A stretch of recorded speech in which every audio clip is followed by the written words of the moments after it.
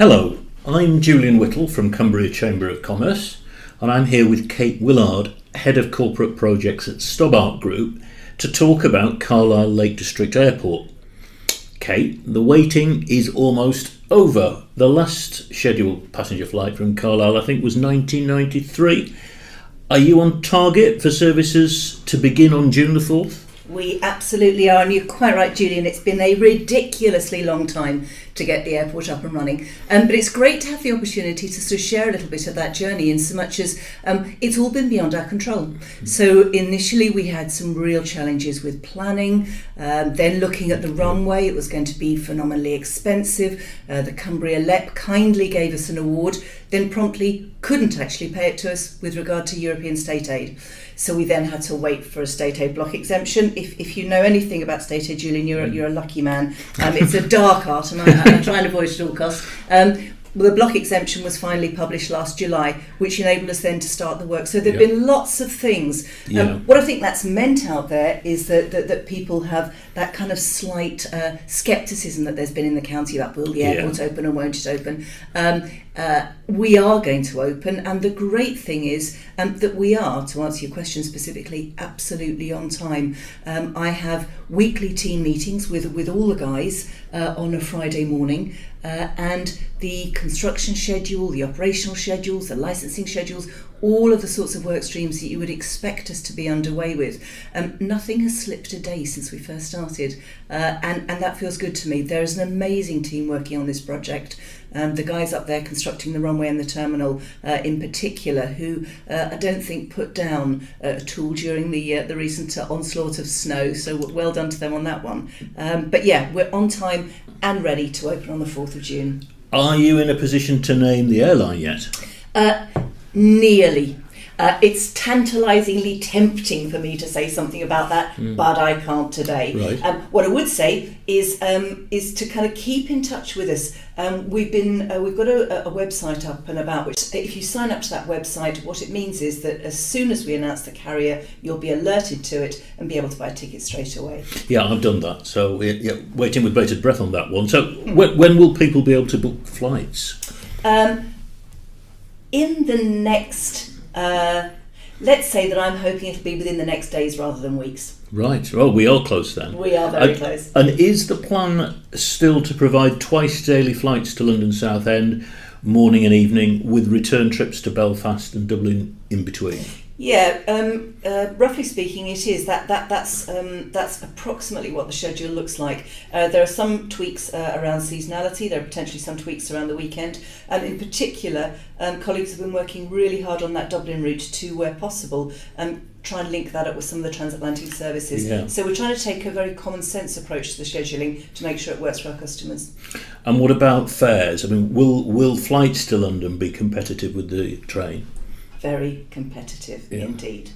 We're conscious that there are a lot of colleagues will be currently using the train, particularly business people perhaps going down to London, and we need to keep that competitive, that pricing competitive. It will be very competitive, but I think we also need to remember that a number of the inbound visitors, potentially from the southeast, are people who don't currently use the train because they're not actually currently coming up here to the Lake District and to Carlisle. So with new visitors, you've got, in a sense, less price resistance because they're not comparing it to the train, but they need it to be a good price to encourage them to come up for weekends and for weeks and for stays in our great county.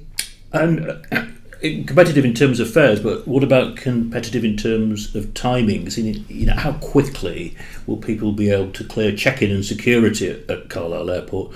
What do you envisage to be a realistic Carlisle city centre to central London journey time by air? We think we'll beat the train by about an hour, whichever way you cut it.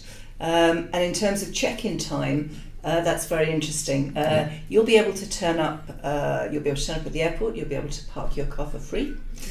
You'll be able to go smoothly through check-in and get on your plane and take off. And we will be advising probably a sort of minimum of around 15 minutes check-in. Really? It's not dissimilar to getting a train. If you think about turning up at Carlisle, because you've got to turn up, the car park's sometimes a bit packed. You've got to, you might end up parking down the end, then you've got to walk back, pick up your ticket from the machine, do. So realistically speaking, we're working on plane check-in like train check-in. And will that apply coming back from Southend as well? Yeah, we've got amazing speedy transit times at Southend. One of the reasons why we've won a whole heap of awards, including recently London's Best Airport, is because it's really smooth transition. We've effectively got a passenger terminal which is much larger than the current throughput of passengers. So you've got plenty of space, plenty of security lanes, and one of the fastest transit times in the UK in terms of security. So very speedy and smooth at Southend, very speedy and smooth at Carlisle. Okay, well, you mentioned there's going to be free parking, but what about passengers who haven't or aren't using a car? There isn't at the moment any public transport to Carlisle Airport. Will you be providing a feeder bus to connect with the flights? We absolutely will. And that's important for visitors who know Carlisle, potentially people in Carlisle who are flying out for the first time, but it's particularly important for our new inbound visitors. Clearly we can't leave people standing at Carlisle Airport, so there'll be lots and lots and lots of things. There will of course be taxis and a direct line to taxis. There will of course be opportunities to rent a car. I've had some very interesting conversations this morning about electronic rental car vehicles, which we're very much looking forward to exploring further. But also there is a free shuttle bus called the Slinky, so Stobart Link, Slinky. I get it. Thank you for that. Yeah. The bus called the Slinky, which will take you directly from the airport to Carlisle Station, and we'll also do pick-up at Carlisle Station as well. So if you want to go out to fly from us but don't want to take your car or haven't got a car for whatever reason, you can pick up the free shuttle bus at the station to get you to the airport. Great. And what sort of size of aircraft do you anticipate is going to be used on this? So probably between 30 and 40 seats, something like that. One of the things that we're having to do, which is very, very important, is to make sure that this airport is sustainable. This isn't all guns blazing and have a fantastic opening and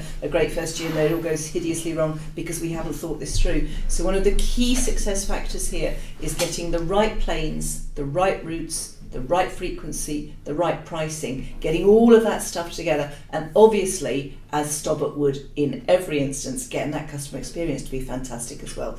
Getting that right, that's what's going to encourage people to not just get on our planes, but to get back on them again. What I'm looking forward to is being, out in Carlisle maybe on a Saturday night in a few months hence, to hear people saying, I just flew out the airport for the first time last week. It was brilliant. It was a really good service. So we're looking for that sustainability. Now, you mentioned the Dublin flights a few minutes ago, and the intention being that they'll connect with onward flights to the United States and possibly other destinations. How will that work in terms of passengers transferring, going through US immigration checks, that sort of thing? The great thing is at Dublin at Terminal 2 you can clear immigrations and customs, and what that means, and practically speaking to those of you who might have travelled to the States before, is that you don't have that very long flight then get off the end and then potentially have a hideous experience and what can be quite a stressful experience as well on entering America. You basically do all that at Dublin, you have a nice gin and tonic on the plane and you land as a domestic passenger, which makes that entire States journey much less stressful. Having said that, obviously we're having to be very careful. It's not as simple as us just taking slots at Dublin kind of willy-nilly at our behest. So we're having to box very clever to try and get the best slots we can to try and match with some of those transatlantic connections.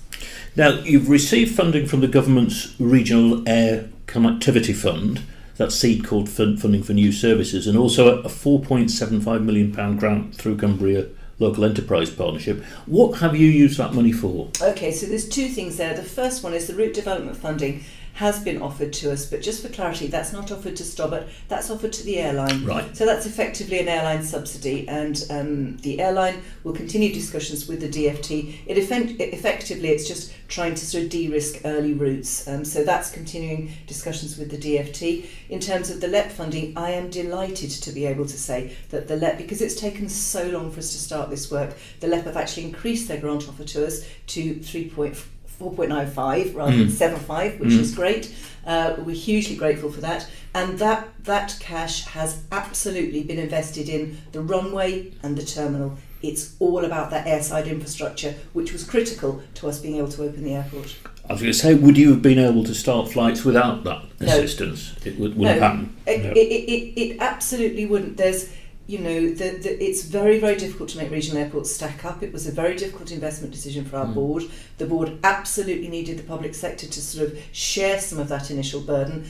So I'm very confident in saying without that LEP investment, we wouldn't be where we are today. We are unbelievably grateful to the Cumbria LEP for their support. Of course, the seed cord funding from the Regional Air Connectivity Fund will allow a bit of time, I suppose, to build momentum with new routes. But what level of passenger numbers will you need to make these services sustainable? In the first year, we'd hope to move about 50,000 people, and we'll build thereafter. I think this first season is going to be a real learning season. It's a strange time for us to open mid-June, because effectively you're opening mid-season. But I'm planning a big evaluation meeting in parallel with Cumbria Tourism colleagues, and would welcome the involvement of the Chamber to, at the end of the year, say to people what's worked, what hasn't worked with these services, where else do we want to fly to, do we want outbound charters to Spain, is that something that people in Cumbria want? So I need to understand more this year to enable me to build on those numbers for next year. We're trying at every point, Julian, to try and remember that this, although Stobart's are doing this job, this is Cumbria's airport, and we need to be informed by what people in the county want it to be and where it wants us to go. Well, actually, the Chamber's already consulted Cumbrian businesses as part of a wider survey that we're doing on transport issues to tie in with transport for the North Strategic Plan. And we asked specifically about the airport. And of those that responded to the survey, 61% plan to use it. 39% said they'd use the London Southend route, 29% the Dublin route, and 18% the Belfast service. Do those figures encourage you? They do encourage me hugely. We know that the airport is going to be super useful for business people, both business people travelling to those other destinations, but also inward investors as well coming into the county. So those numbers are very heartening indeed, and we'll look forward to continuing this work with the Chamber, because again, you're a fabulous touchstone for the needs of the businesses in Cumbria, and the information that you can continue to help us with along those lines is going to be really, really useful. Well, we also asked about routes people would like to see, and Amsterdam Schiphol came top, perhaps because it's a major international hub with onward connections all over the world. Paris was second, and then within the UK, I think London City was quite popular suggested as an alternative to Southend. Do you see any of these as realistic? I think we need to look at routes in the round. I mean, there's two things. One is, where do people want to go? And I completely understand the sort of Paris and Schiphol. I understand that completely. It's understanding what that level of demand really does mean. Does that mean that lots of people would like to be able to fly to Paris for one weekend in the autumn? That's not a sustainable service. Or does it mean that everybody here wants to be going to Paris all the time? So we'd have to get under the skin of those wants and desires a little bit. The second thing, obviously, is then being able to secure slots at those airports to make sure that we can land properly. But we're going to take all of these kind of desires and aspirations that people have very seriously, because we need to fly to where people want to go, and we're going to keep listening to Cumbria to make sure we get that right. And who do you envisage will be the primary users of these services? I mean, you mentioned business travellers, there's inbound tourists, and the local people, of course, making leisure trips to London and further afield. Who do you see as the prime customer? I think it's really interesting. We've got a really mixed market. When we started here, and started looking at plans, it was very easy to think, okay, well, there's a whole bunch of people, yourself and myself included, Julian, who go down to London, and so they're a very obvious contender.